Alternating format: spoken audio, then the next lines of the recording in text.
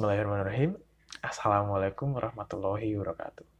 Nama saya Triana Aji Saputra dengan NIM 340319018 dari akuntansi G.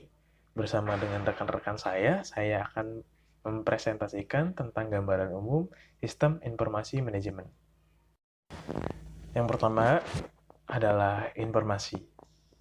Informasi adalah suatu data yang diolah dengan baik agar dapat digunakan, dimanfaatkan, dan bernilai bagi penggunanya. Berikut merupakan siklus informasi. Selanjutnya adalah pengertian sistem informasi.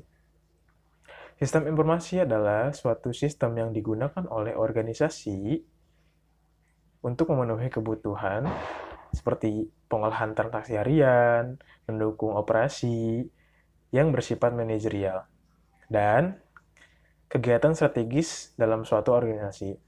Juga mediakan bagi pihak luar dengan laporan yang dibutuhkan.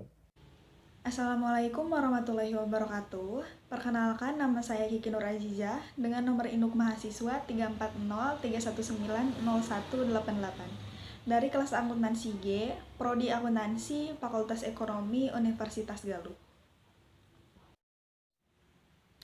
Di sini saya akan menjelaskan mengenai pengertian sistem informasi manajemen dan tujuan SIM berbasis komputer. Pengertian sistem informasi manajemen yaitu suatu sistem yang menempatkan perkakas pengolah data berbentuk komputer dalam kedudukan yang sentral dan sangat penting. Pada hakikatnya, SIM merupakan sebuah sistem informasi yang ditujukan untuk melayani para manajer. Sistem informasi ini digunakan untuk menyajikan informasi yang digunakan untuk mendukung operasi manajemen dan pengambilan keputusan dalam sebuah organisasi. Dan tujuan dari SIM berbasis komputer yaitu untuk memperoleh sistem informasi yang cepat dan ditujukan untuk menunjang proses pengambilan keputusan dan untuk memperbaiki proses perencanaan dan pengawasan dalam sebuah organisasi. Secara garis besar, sistem informasi manajemen berbasis komputer mengandung unsur-unsur sebagai berikut. Yang pertama, manusia. Setiap sistem informasi manajemen harus memperhatikan unsur manusia supaya sistem yang dihasilkan bermanfaat. Dan hendaknya juga perlu diingat bahwa manusia merupakan penentu keberhasilan suatu sistem informasi manajemen, dan manusialah yang akan memanfaatkan informasi yang dihasilkan oleh sistem informasi manajemen. Yang kedua, ada perangkat keras. Istilah perangkat keras merujuk pada perkakas mesin. Perangkat keras itu sendiri terdiri dari Processing Central Unit atau CPU, perkakas pendukung atau output device, perkakas penyimpanan atau memori, dan perkakas mesin. Yang ketiga, ada perangkat lunak atau software. Istilah perangkat lunak merujuk pada program-program komputer beserta petunjuk-petunjuk manual pendukungnya. Dan yang keempat, ada data. Data adalah fakta-fakta yang akan dibuat menjadi sebuah informasi yang bermanfaat. Data tersebut akan dipilah, dimodifikasi, atau diperbaharui oleh program supaya menjadi informasi. Dan yang terakhir ada prosedur. Prosedur merupakan peraturan-peraturan yang menentukan sistem operasi komputer. Sesuai pelaksanaannya, sistem informasi manajemen berbasis komputer ada 4 tahapan. Tahapan yang pertama yaitu input. Perkakas input ini berfungsi menyediakan data mentah ke komputer sistem. Tahapan kedua yaitu pengelolaan. Setelah data diinput, kemudian diolah atau diproses oleh CPU sesuai dengan instruksi yang diberikan oleh perangkat lunaknya. Tahapan yang ketiga ada penyimpanan. Pada saat komputer menjalankan fungsinya, ia mengalirkan dan menyimpan ke dalam ruangan elektronik yang disebut memori. Dan tahapan yang terakhir yaitu output. Setelah informasi diperoleh, informasi tersebut diberikan ke perangkat output. Halo, perkenalkan nama saya Muhammad Yahya Ayas dari Akuntansi G, dan di sini saya akan menjelaskan tentang sistem operasi komputer dan juga 8 karakteristik sistem informasi manajemen. Yang pertama adalah sistem operasi komputer. Sistem operasi komputer adalah sebuah sistem yang dibutuhkan agar dapat menjalankan semua aplikasi atau program dan software yang ada di komputer. Sistem operasi adalah suatu sistem yang terdiri atas beberapa komponen perangkat lunak atau software yang memiliki fungsi untuk mengontrol seluruh aktivitas yang sudah dilakukan komputer. Dan untuk contoh sistem operasi komputer pada sistem informasi manajemen ini, dengan sistem pengolahan ini, pembaruan data dapat dilakukan langsung pada file maupun basis data atau database. Seperti pemesanan tiket pesawat udara, setelah satu tempat duduk terjual, maka jumlah tempat duduk yang masih tersedia disesuaikan. Atau bisa dibilang jika kita memesan satu tiket, maka di dalam data atau dalam aplikasi tersebut akan otomatis langsung sold out atau terbooking oleh orang yang membeli sebelumnya. Dan untuk materi selanjutnya, saya akan menjelaskan 8 karakteristik sistem informasi manajemen. Dan berikut adalah penjelasan 8 karakteristik sistem informasi manajemen. Yang pertama adalah elemen sistem. Elemen atau komponen sistem adalah bagian-bagian atau subsistem dari sebuah sistem yang lebih besar. Elemen sistem mungkin adalah bagian yang paling kecil dari sistem yang ada. Setiap elemen memiliki tugas, fungsi, dan tujuan sendiri. Namun, masing-masing elemen sistem informasi manajemen ini akan saling berinteraksi, terhubung, dan bekerja sama antar satu sama lain dengan mencapai tujuannya. Apabila terdapat satu elemen tidak bekerja secara maksimal, maka jalannya keseluruhan sistem informasi manajemen akan terganggu, menghasilkan output yang tidak maksimal. Yang kedua, batasan sistem atau boundary. Batasan sistem atau yang dikenal dengan boundary adalah batasan ruang lingkup yang membatasi sistem informasi manajemen dengan sistem yang lainnya. Adanya batasan pada sistem informasi manajemen akan membuat sistem informasi yang ada tidak saling tumpang tindih dengan sistem yang lainnya. Setiap sistem akan melakukan tugas dan fungsinya masing-masing.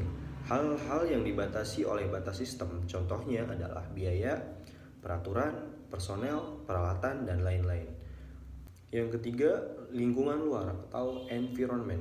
Lingkungan luar merupakan hal-hal yang berada di luar batas sistem informasi manajemen yang bisa berpengaruh terhadap operasional sistem informasi manajemen.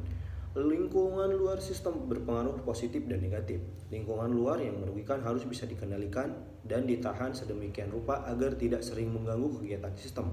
Dan lingkungan luar yang menguntungkan harus sebisa-bisa mungkin dimanfaatkan dengan baik oleh sistem. Contohnya keadaan listrik yang mati. Listrik bukanlah bagian dari komponen sistem informasi manajemen, tapi tidak adanya listrik, mungkin sistem informasi manajemen tidak bisa dijalankan. Keempat adalah penghubung atau interface. Penghubung sistem adalah sebuah media yang menghubungkan subsistem satu dengan subsistem yang lainnya. Data keluaran di satu subsistem yang satu akan menjadi data masukan ketika pindah subsistem yang lain. Perpindahan ini memerlukan penghubung, contoh jaringan koneksi. Apabila sebuah sistem tidak ada penghubungnya, maka sebuah komponen subsistem telah selesai melakukan tugasnya. Kemudian output yang dihasilkan tidak bisa dipindahkan untuk diproses lebih lanjut kepada subsistem yang lainnya karena tidak ada penghubung. Yang kelima adalah masukan sistem atau input. Masukan atau input adalah data yang dimasukkan ke dalam sistem untuk diolah oleh sistem. Karakteristik masukan adalah hal-hal yang paling mendasar yang harus dimiliki oleh setiap sistem. Sistem kerja atau sebuah sistem informasi berawal dari masukan atau input. Apabila tidak ada data, maka apa yang akan diolah oleh sistem? Tidak ada. Tidak akan ada sesuatu yang dihasilkan karena bahannya tidak ada. Keluaran sistem atau output. Keluaran atau output adalah masukan yang telah selesai diolah menjadi informasi. Output adalah informasi yang bisa merupakan laporan, grafik, formulir, atau berupa perbaikan. Output adalah hasil dari sebuah proses pengolahan data pada sistem, dan masing-masing subsistem dalam sebuah sistem akan menghasilkan output. Output dari subsistem lain akan menjadi input bagi subsistem lain, dan kemudian diolah kembali menjadi hasil akhir berupa informasi. 7. Pengolahan sistem atau proses. Pengolahan sistem adalah pemrosesan data yang masuk ke dalam sistem dan diolah sedemikian rupa hingga menghasilkan data keluaran atau output yang akan menjadi sebuah informasi yang berguna. Pengolahan bisa berupa pengklasifikasian data, pengurutan, pencarian, dan penggabungan data. Apabila sebuah sistem tidak ada mengolah data, maka data mentah yang ada akan tetap menjadi seperti itu, tidak akan bisa menjadi sebuah informasi yang berharga. Dan yang terakhir, tujuan sistem atau goals. Sistem informasi manajemen tentu memiliki tujuan yang ingin dicapai. Tujuan SIM adalah untuk memberikan informasi yang berguna bagi para pihak yang membutuhkan, seperti yang tadi saya sampaikan di penjelasan antara sistem operasi komputer dan juga SIM. Karena pada awalnya sebuah sistem informasi disusun dan didesain khusus untuk menghasilkan sebuah informasi yang sesuai dengan apa yang diinginkan oleh pengguna. Tujuan sistem didesain sama persis dengan apa yang diinginkan oleh para pengguna. Tujuan sistem yang tidak sama dengan apa yang diinginkan oleh pengguna menghasilkan informasi yang tidak berharga. Sama saja seperti kayak aplikasi yang kita gunakan cukup ribet dan juga tidak memudahkan. Kita mungkin aplikasi atau penyedia jasa tersebut itu tidak akan membuahkan hasil ya, karena banyak sekali hal-hal yang ribet gitu loh kan, dan kita sebagai pengguna juga nggak akan nyaman. Informasi tidak menjadi relevan dan tidak bisa digunakan oleh penggunanya sebagai bahan pengambil keputusan. Penjelasan dari saya cukup sekian antara sistem operasi komputer dan juga sistem informasi manajemen. Terima kasih. Perkenalkan, saya Rizka Habibah, kelas akuntansi G tingkat 3 NIM 34031901993. Saya akan menjelaskan mengenai evolusi sistem informasi berbasis komputer dan alasan perlu diberikan perhatian pada manajemen informasi. Evolusi sistem informasi berbasis komputer, yang pertama ada fokus awal pada data, yaitu Electronic Data Processing yang biasa disingkat dengan EDP. Pada awal abad ke-20, pemakaian komputer terbatas hanya untuk aplikasi akuntansi dan digunakan nama Electronic Data Processing, yang merupakan aplikasi sistem informasi paling dasar yang digunakan dalam setiap perusahaan. Sekarang kita menggunakan sistem informasi akuntansi untuk menggantikan Electronic Data Processing. Yang kedua, ada fokus baru pada informasi, yaitu sistem informasi manajemen, yang biasa disingkat dengan SIM. Konsep penggunaan komputer untuk mendukung sistem informasi manajemen mulai diperkenalkan pada tahun 1964 oleh para pembuat komputer. Konsep SIM menyadari bahwa aplikasi komputer harus diterapkan dengan tujuan utama untuk menghasilkan informasi manajemen. Yang ketiga, ada fokus revisi pada pendukung keputusan, yaitu Decision Support System yang biasa disingkat dengan DSS. Sistem informasi manajemen terus berkembang dalam menghadapi kelemahan-kelemahannya. Muncul pendekatan baru dengan nama Decision Support System, yaitu sistem penghasil informasi yang ditujukan pada suatu masalah tertentu yang harus dipecahkan oleh manajer. Yang keempat, ada fokus pada komunikasi, yaitu Office Automation, biasa disingkat OA. Penerapan OA untuk memudahkan komunikasi dan peningkatan produktivitas di antara para manajer dan pekerja kantor lainnya melalui penggunaan alat-alat elektronik. Yang terakhir, ada fokus potensial pada konsultasi, yaitu Artificial Intelligence, yang biasa disingkat AI. Ide dasar dari AI adalah bahwa komputer dapat diprogram untuk melaksanakan sebagian logis yang sama seperti manusia. Untuk selanjutnya, yaitu alasan perlu diberikan perhatian pada manajemen informasi. Alasan yang pertama yaitu kompleksitas kegiatan bisnis yang meningkat. Bisnis memang selalu kompleks, tetapi sekarang ini lebih kompleks daripada sebelumnya. Semua perusahaan terkena pengaruh ekonomi internasional dan bersaing dalam pasar internasional. Teknologi bisnis semakin kompleks, batas waktu untuk bertindak pun semakin singkat, dan terdapat pula kendala-kendala sosial. Dari alasan kompleksitas kegiatan bisnis yang meningkat, yaitu adanya pengaruh ekonomi internasional. Perusahaan-perusahaan besar maupun kecil semua terkena pengaruh ekonomi yang dapat bersumber dari bagian dunia manapun. Pengaruh tersebut terdapat pada nilai relatif mata uang dari setiap negara. Para pembeli melakukan pembelian di negara-negara di mana mata uang mereka memiliki nilai paling besar.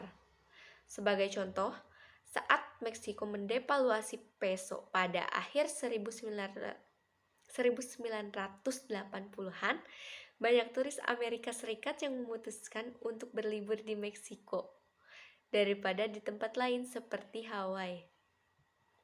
Kemudian, persaingan dunia. Perusahaan-perusahaan tidak lagi bersaing dalam wilayah geografisnya sendiri. Sebaliknya, persaingan terjadi pada skala dunia. Dampak dari persaingan ini terlihat pada impor dari luar negeri. Keputusan General Motors pada akhir 1991 untuk menutup banyak pabriknya menunjukkan bahwa industri raksasa pun tidak terhindar dampak persaingan yang dapat berasal dari bagian dunia manapun. Yang ketiga, ada kompleksitas teknologi yang meningkat. Setiap hari kita melihat berbagai contoh teknologi dalam bisnis. Misalnya barcode scanner di pasar swalayan, sistem pemesanan penerbangan yang berbasis komputer, automated teller machine, dan CCTV di gedung-gedung. Juga terdapat banyak teknologi di belakang layar yang tidak kita lihat, misalnya robot-robot pabrik dan peralatan otomatis penanganan dan penyimpanan barang dagangan. Perusahaan-perusahaan melakukan investasi pada teknologi ini supaya mereka dapat melaksanakan operasi yang diperlukan. Bayangkan apa yang terjadi jika Federal Express, perusahaan mail order, LL Bean atau AT dan T tidak lagi menggunakan komputer mereka. Kemudian, batas waktu yang singkat. Semua tahap operasi bisnis sekarang ini dilakukan secara lebih cepat daripada sebelumnya. Para wiraniaga melakukan dalam beberapa detik. Perintah penjualan dikirim secara elektronik dari satu komputer ke komputer lain, dan pabrik membuat jadwal pengiriman material agar tiba tepat pada waktunya atau just in time. Selanjutnya, kendala-kendala sosial. Anehnya, tidak semua tekanan mendukung produksi. Sebagian malah mendorong non-produksi. Hal ini nyata pada produk dan jasa yang tidak diinginkan masyarakat. Keputusan-keputusan bisnis harus didasarkan pada faktor-faktor ekonomi, tetapi keuntungan dan biaya sosial harus juga dipertimbangkan. Perluasan pabrik, produk baru, tempat penjualan baru, dan tindakan-tindakan serupa semuanya harus dipertimbangkan. Dampaknya terhadap lingkungan. Setiap pengaruh ini memberikan kontribusi pada kompleksitas bisnis. Kemudian untuk alasan perlu diberikan perhatian pada manajemen informasi. Yang kedua alasannya itu kemampuan komputer yang semakin baik. Dalam hal ukuran dan kecepatannya, komputer-komputer pada tahun 1950-an dan 1960-an tampak seperti dinosaurus. Dari Jurassic Park, komputer-komputer ini ditempatkan dalam ruangan besar dan hanya boleh disentuh oleh para spesialis komputer perusahaan. Para pemakai tidak pernah berhubung langsung dengan perangkat keras, tetapi pengaturan ini dirasa cocok oleh para pemakai. Umumnya, pemakai tidak tahu cara menggunakan komputer dan takut untuk belajar.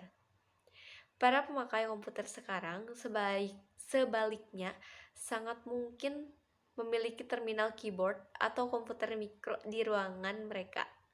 Banyak komputer mikro yang dihubungkan dengan komputer-komputer lain dalam suatu jaringan.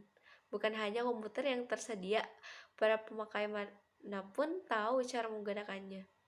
Para pemakai sekarang ini tidak memandang komputer sebagai sesuatu yang istimewa, tetapi sebagai sebagian peralatan kantor yang dibutuhkan, seperti halnya meja, telepon, atau mesin fotokopi.